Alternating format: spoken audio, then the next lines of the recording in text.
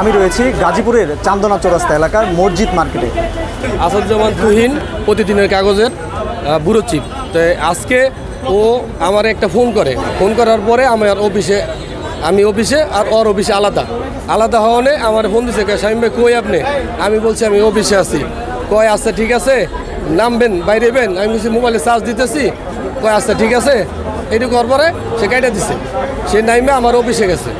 যাওয়ার পরে অফিস থেকে আমি আবার বন্ধ করিয়া আমি বের হইয়া দুইজনে আসছি।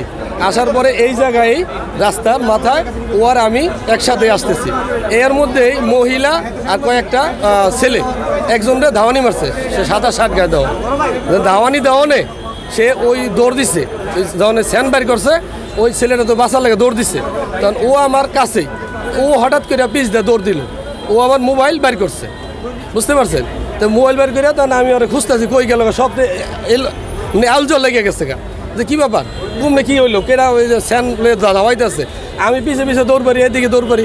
পরে শুনি যে এই জায়গায় আইসা এই দোকানের মধ্যে তারা কোপাইতেছে। তখন আমি ওই দূরে যে ব্যাপারটা কি, তখন আমি তো এখানে আসতে পারতেছি না। তখন আমি সাথে পুলিশের গাড়ি এখানে থাকে, আমি পুলিশের জন্য খোঁজ করতে যাই। না পাইয়া আমি সাথে বাসন থানার ওসিকে আমি ফোন করার পরে সে বলছে যে আমি টিম পাঠাচ্ছি। এইটুকুই জানা, পরে তো সে ধইলা পড়ে যায়। সে আমার সাথে যখন ছিল অন্য লোক, তারা অন্য টিম অন্য বিষয়, তারা কি করছে যাওয়ার ধাওয়ানি মারছে একজনকে।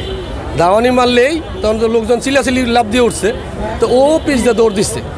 দৌড় দেওয়ানে ও কোন দিকে গেল দেখলাম না, আমিও আর একদিকে দৌড় দিচ্ছি। যখন এই স্যান দেখছি তা আমি দৌড় দিচ্ছি, তখনই পরে খোঁজ করতেছি, পাইতেছি না। এক মুহূর্তে পরে এই দোকানের দিকে লোকজন এনে চাইয়া রয়েছে, সব এরা ভ্যান গাড়ি যারা এখানে রাস্তায় আছে তারা দেখতেছে। তখন আমি দূরেতে এসে দেখি যে ও পরে কুবাইতেছে। এই মুহূর্তে আমি প্রশাসনের কাছে যাই, ওখানে যে গাড়ি থাকে যাইতে গাড়ি নাই পুলিশ বক্সের সামনে। পরে আবার লাস্টে আমি বাসন থানার ওসিকে ফোন করার পর সে ফোর্স পাঠায়। আসাদুজ্জামান তুহিন, তাকে কে বা কারা দুষ্কৃতিকারী কুপিয়ে হত্যা করেছে। আমরা এখানে আসার পরে কিছু তথ্য পেয়েছি, ভিডিও ফুটেজ পেয়েছি। তার আলোকে যে দুষ্কৃতিকারী যেই হোক না কেন তাদেরকে ধরে আমরা আইনের আওতায় নিয়ে আসবো ইনশাআল্লাহ। আর এই ঘটনায় আমরা আসলে অত্যন্ত মর্মাহত। এই প্রকাশ্য দিবালোকে এখানে এ ধরনের একটা ঘটনা ঘটেছে। আমরা অবশ্যই যারা এই ঘটনার সাথে জড়িত সবাইকে আইনের আওতায় নিয়ে আসবো ইনশাআল্লাহ।